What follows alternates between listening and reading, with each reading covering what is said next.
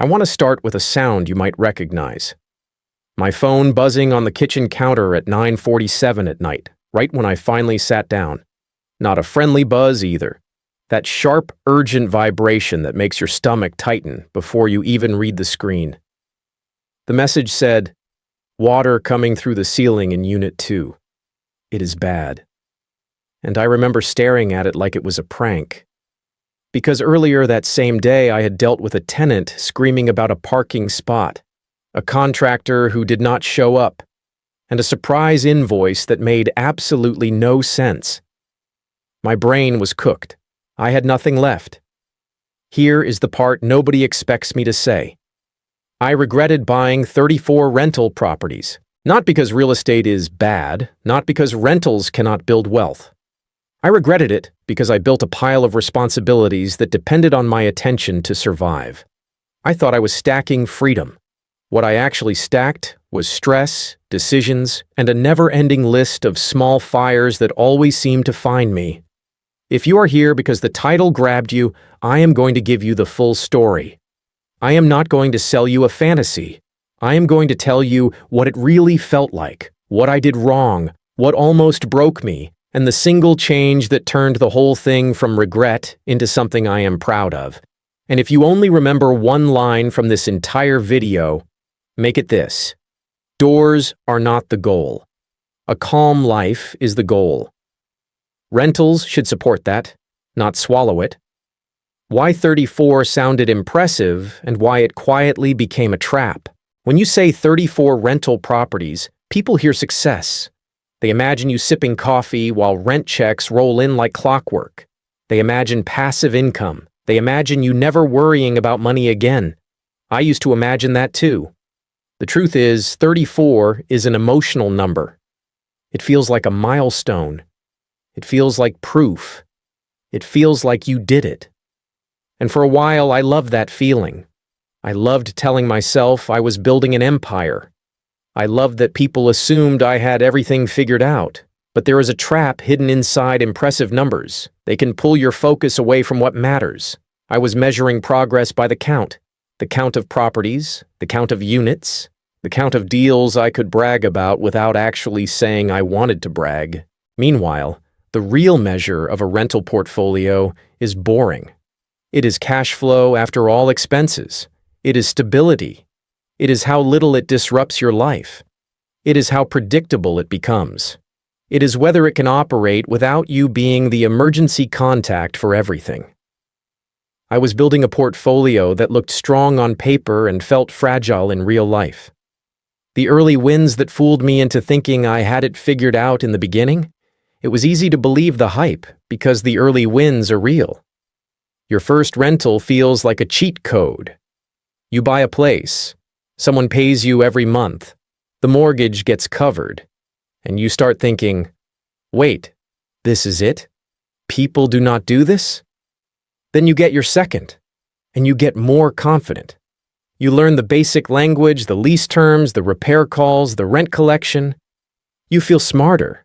You feel brave. You feel like you cracked the system. Then you buy again and again. Your network grows. Your lender calls you back faster. Contractors start answering because you have more work. You start believing you are the person who can handle anything. I had months where everything looked perfect. Tenants paying. A couple repairs that were annoying but manageable. A refinance that felt like a win. A rent increase that went smoothly. Those months are dangerous because they teach you the wrong lesson. They make you think scaling is just doing the same thing more times. But scaling is not addition. Scaling is multiplication. And what multiplies first is not money.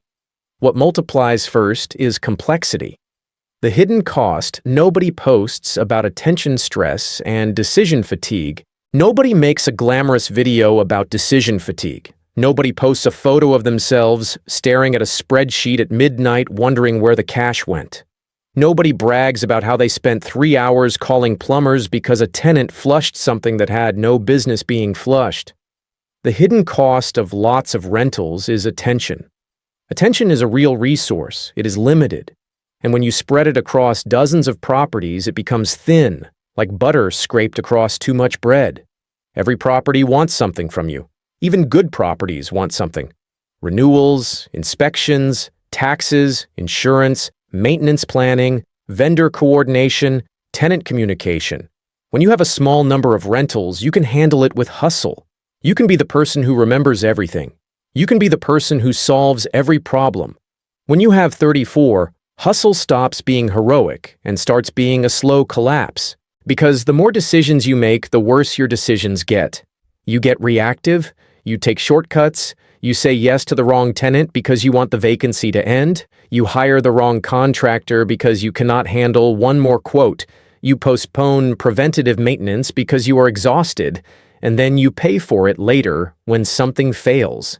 That is how portfolios look fine from far away while quietly rotting up close. How small problems multiplied into a constant emergency loop. Here's what surprised me the most. It was not the big problems that wore me down. It was the constant drip of small ones. A smoke detector beep, a disposal jam, a tenant who cannot log in, a neighbor complaint, a broken blind, a question about the lease that they could answer by reading the lease. 1 or 2 is nothing. 20 a week is a different life. I started living in a loop where I was always responding, always apologizing, always scheduling, always negotiating, always smoothing things over. And you know what happens when you live like that? Your brain starts associating your rentals with stress. Not with wealth, not with freedom, with stress. So even when you are winning, you are not enjoying it. You are bracing for the next call. The week everything broke at once and I honestly considered selling. That week I mentioned at the start. Let me walk you through it because it was the moment the regret went from a whisper to a shout. Monday. A tenant stopped paying and went quiet. Not a friendly quiet. The kind where you already know what comes next. Notices, paperwork, court. Tuesday. A water heater died at a property on the other side of town. Tenant was upset, fair enough, but they wanted it replaced immediately. Of course they did. It was winter, Wednesday. A contractor I trusted missed a deadline and then tried to charge me extra to finish the work late. I felt played. I felt stupid. I felt like I had no time to fight it because there were 10 other things waiting. Thursday. A tenant called furious about noise from a neighbor. Not my property, not my behavior. Still, my headache. Friday. A storm hit and damaged a fence. Saturday. The leak through the ceiling message. Sunday.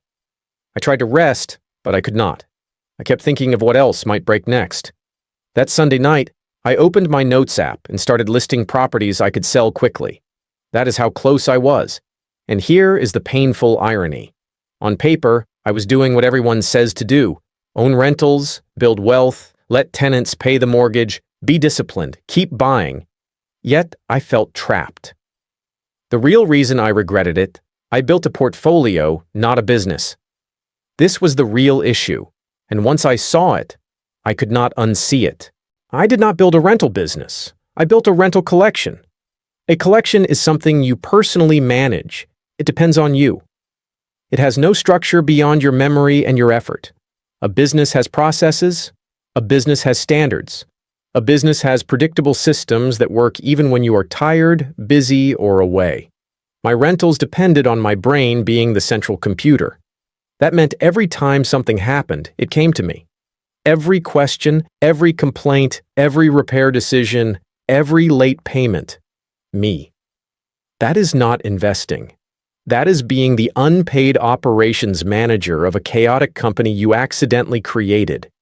What I was doing wrong every single month without realizing it. I was doing a few things that felt normal but were quietly killing me. I was tracking the wrong numbers. I looked at gross rent and felt good. I did not consistently look at net income after reserves, after vacancies, after repairs, after management cost, after the weird surprise expenses that always show up. I was treating repairs as random events instead of predictable costs. Every house has a roof, plumbing, electric, appliances, and wear and tear. None of that is surprising. I was still acting surprised. I was inconsistent with tenant standards. I made exceptions. I trusted good vibes. I listened to stories. I was trying to be nice instead of trying to be consistent. I was letting my communication channels be chaotic. Tenants texted me, called me, messaged me on random apps, and I answered because I wanted to solve problems quickly. That trained everyone to treat me like the front desk. And I was buying properties that kind of worked. They looked fine in the optimistic version of the spreadsheet. They did not look fine when reality hit. I did not realize these were mistakes because individually each one seemed small. Together they created a life I did not want. The turning point conversation that changed how I looked at rentals.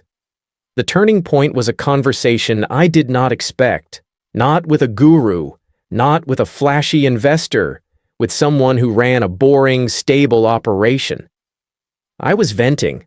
I was talking about the calls, the tenants, the repairs, the constant stress, and I said, I thought this was supposed to be passive.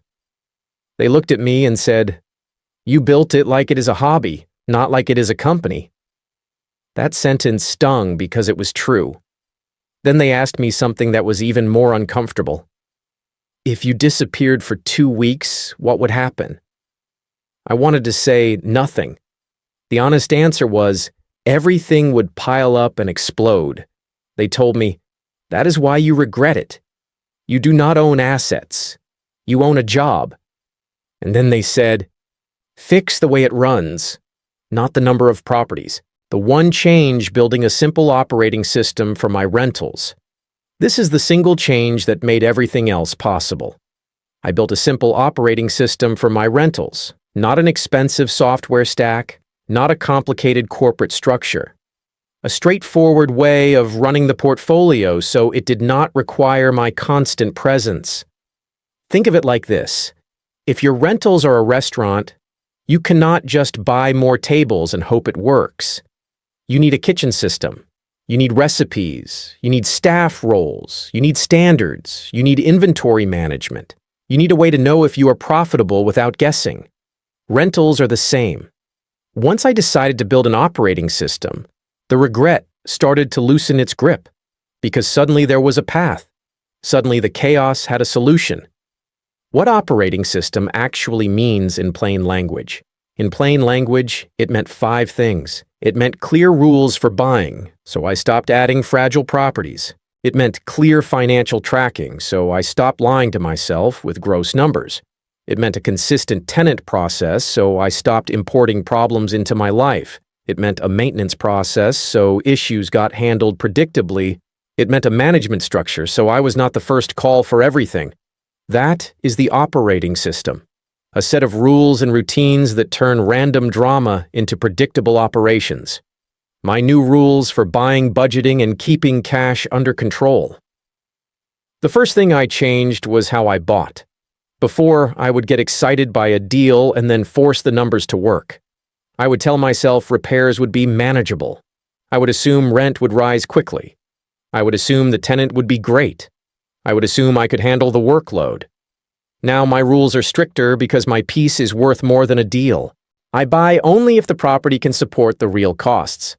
Management cost, reserves, vacancy, maintenance, and still produce cash flow that actually matters. Not $10 positive if nothing breaks.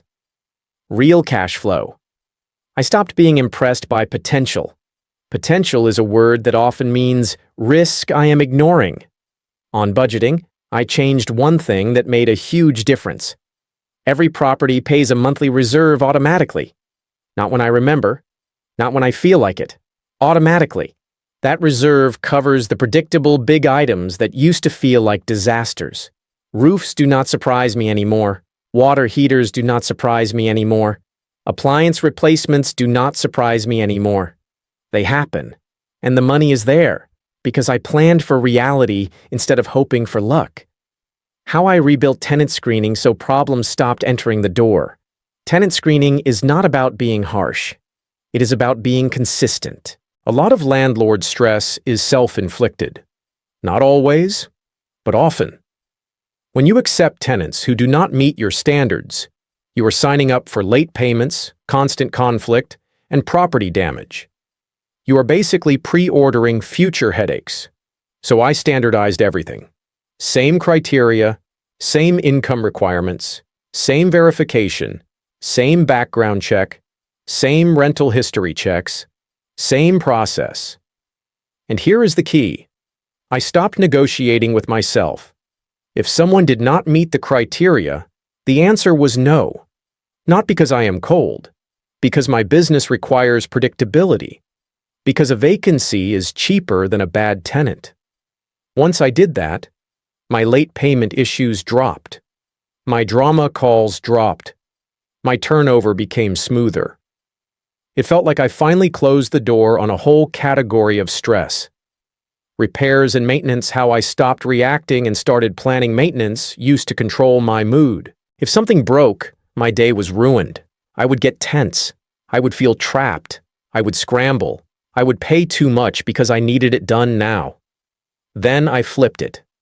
I started treating maintenance like a schedule, not a surprise. I created routine property check-ins. Not annoying, invasive stuff, just the right level of oversight. I made sure small issues got caught early. I built vendor relationships with clear expectations. I defined what counts as urgent and what can wait. I also created standard solutions for common problems.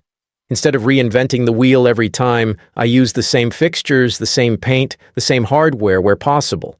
That made repairs faster and reduced decision fatigue. It is hard to explain how powerful that is until you live it.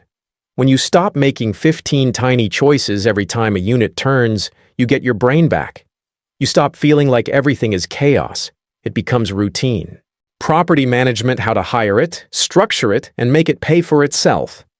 This part is where a lot of people either win big or get burned. I used to think management was too expensive. I thought, why pay someone a percentage when I can do it myself? That thought is seductive. It is also expensive in a different currency: time, stress, and missed opportunities. The problem is not hiring management. The problem is hiring it without structure. So I changed my approach. I stopped looking for someone to handle everything and started defining exactly what I needed: communication standards, spending limits, approval process, reporting, photos and documentation, vendor coordination rules, leasing standards. Then I made sure the property numbers could support it. If a property cannot pay for management and reserves and still produce real income, it is not a strong investment. It might be a speculative bet. That is fine if you want that. I did not. I wanted stability. Once management was structured correctly, it was like removing a weight from my chest. I still oversaw decisions that mattered. I just stopped being dragged into every tiny situation. The dashboard, the few numbers I track that tell me the truth fast. I used to feel like things were going well. That is dangerous. Feelings are not data. Now I use a dashboard to keep me honest. I track collected rent, not promised rent. I track vacancy as a real cost, not an embarrassing accident. I track maintenance and repairs monthly because the trend matters more than one invoice. I track turnover cost per unit because turnover is where profit disappears quietly. And I track net cash flow after reserves and management because that is the only number that tells the truth. Once I had these numbers, decisions became simpler. I could see which properties were strong, which were average, which were draining me. It is hard to regret something when you can see it clearly and manage it deliberately. How I handled underperforming properties without panic. This is where the old me would spiral. If a property underperformed, I would stress out and throw random solutions at it. I would renovate impulsively. I would lower rent too quickly. I would blame tenants. I would blame the neighborhood. I would blame the weather, the economy, anything. Now I handle it like a calm operator. First, I diagnose. Is it rent pricing, tenant quality, maintenance frequency, taxes, insurance, vacancy, or management performance? Then I choose a response that matches the real issue. Sometimes the answer is raising rent gradually with better tenant placement. Sometimes the answer is making a targeted upgrade that improves durability, not fancy finishes that look good in photos. Sometimes the answer is switching vendors. Sometimes the answer is accepting that the property is a poor fit and selling it. That last one used to feel like failure. Now it feels like maturity. Not every property deserves to stay in the portfolio. Keeping a bad performer because of pride is how regret survives. The shift from doors to dollars, focusing on net cash flow, not ego. There is a moment when you realize you were chasing the wrong trophy. For me, that moment was when I compared two properties. One was in a trendy area, great curb appeal, decent rent, but constant maintenance and tenant issues. It gave me stories, it gave me stress, it gave me a high door count feeling. The other was boring. Quiet area, reliable tenants, lower drama, not impressive on social media. It quietly produced consistent net income. Guess which one made me feel free? It was not the trendy one. That is when I stopped caring about doors as a status symbol. I started caring about dollars that stayed after everything. I started caring about predictability. I started caring about time. Time is the asset nobody talks about until they lose it. How my time came back, and why that changed everything at home. This part gets personal because regret is not just financial. It spills into your life. When I was constantly responding to rentals, I was not fully present anywhere else. Even when I was physically home, my mind was elsewhere. Waiting for the next message, thinking about the next repair, running through the next tenant problem. My family felt it. I felt it. After the operating system took hold, my evenings changed. My weekends changed. I stopped flinching when my phone buzzed. I stopped living on edge. I remember going out to dinner and realizing I had not checked my phone in almost an hour. That might sound small, but it is huge when you are used to being on call. That is when I knew the change worked. Not because the portfolio made more money, though it did. Because I got my life back. What I would do differently if I started again with one property. If I could go back to the beginning, I would still buy rentals. I would not avoid real estate. I would avoid building it the way I built it. I would start with standards, not speed. I would build reserves from day one, even if it felt slow. I would track net income properly, not celebrate gross rent. I would set up communication channels properly so tenants do not train me to be their personal assistant. I would create a simple maintenance plan early so I do not learn everything the hard way later. And I would never buy a property that only works in a perfect scenario. Because perfect scenarios do not exist. Real life does. The uncomfortable lessons, pride, control, and the need to be needed. Here is the part most people skip because it is uncomfortable. Some of my stress was not just poor systems. Some of it was ego. I liked being the hero. I liked being the person who handles everything. I liked feeling essential. That is a dangerous identity. When you need to be needed, you build businesses that cannot run without you. You create problems and then solve them, and you call it productivity. Letting go of control felt scary at first. What if someone messes up? What if a manager disappoints me? What if a vendor overcharges? Those risks are real. But you know what is also real? The risk of burning out, the risk of resenting your own investments, the risk of building wealth while losing peace. A stable portfolio requires humility. It requires accepting that you cannot personally touch every detail and still have a life. It requires choosing systems over heroics. A realistic plan for someone with 1 to 5 rentals to avoid my mistakes. If you have a small number of rentals, you are in the perfect position to build this right before it gets heavy. Start by acting like your future self owns 10 times as many units. That mindset alone will push you toward structure. Get your money organized so every property funds its own future repairs. Even if it is a modest amount monthly, make it automatic. Make your tenant screening consistent and documented, not vibes, not last-minute exceptions. Set communication expectations early. Use one channel. Set response boundaries. Teach tenants how the relationship works from day one. Create a basic vendor list now, before you are desperate. Find a plumber, an electrician, a handyman, and a locksmith you can trust. Pay them fairly. Be clear. Be respectful. It will save you later. Most importantly, track your true net income.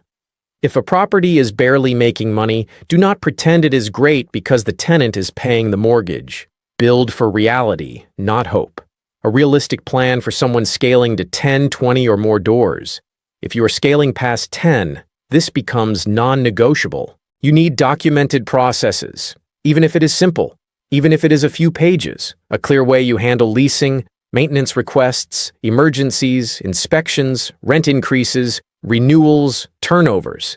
You need a clear financial view, not once a year when taxes are due. Monthly, collected rent, expenses, reserves, net income.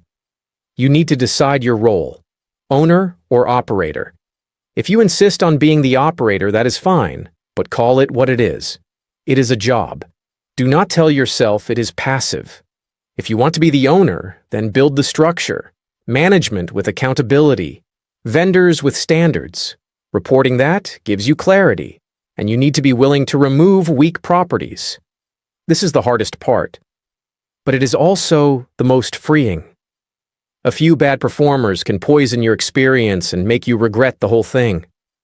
Common myths that keep landlords stuck and how to break them. One myth is that more properties automatically means more freedom. It does not. More properties means more complexity unless you build systems that convert complexity into routine. Another myth is that management is a rip-off. Bad management is a rip-off. Good management with clear structure can be one of the best investments you make because it protects your time and reduces chaos. Another myth is that vacancies are the worst thing. A bad tenant is worse than a vacancy. A vacancy costs you rent. A bad tenant costs you rent, repairs, stress, and often legal fees. Another myth is that you should hold everything forever. Sometimes selling is the smartest move. You are not married to a property. You are building a portfolio that serves your life. What success actually looks like after the change, success used to look like growth. Another closing, another renovation, another number to brag about. Now, success looks like calm. It looks like knowing the numbers without anxiety. It looks like maintenance being scheduled, not panicked. It looks like tenants knowing the process so they do not treat every inconvenience like an emergency. It looks like properties producing income that stays after expenses, not just income that flows through and disappears. It looks like me being able to take a weekend without feeling like the whole thing will fall apart. That is what changed. Not the market, not the tenants, not the laws. My approach. Closing story. The calm month that proved it finally worked. I want to end with a moment that sounds boring but meant everything to me. It was a month with no drama. Not zero repairs because repairs always happen. But no chaos. Maintenance requests came in through the right channel. They were triaged properly. Vendors handled them. I got updates that were clear. Spending stayed within limits. The reserve my rentals felt like assets again. No tight chest. No dread, no regret, just a business running the way it should have been running the whole time. Final takeaway, the line that would have saved me years.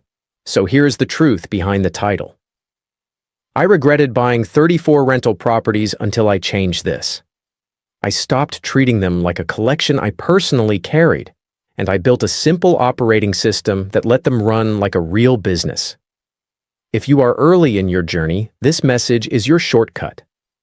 Build the structure now, while it is easy. If you are deep in it and you feel overwhelmed, this message is your way out. You do not necessarily need fewer properties. You need a better way of running them. Because the goal is not to own a certain number of doors. The goal is to own your time, your peace, and your life. And if you want to turn this into your own plan, here is the question that changed everything for me. If you disappeared for 2 weeks, what would happen? If the answer is everything would explode, do not panic. Just start building the system that makes the answer, it would be fine.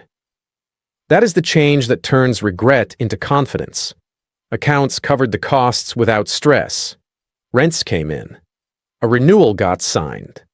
A rent increase was communicated professionally and accepted. A small issue was fixed before it became a big one. At the end of that month, I sat down, reviewed the dashboard, and realized something incredible.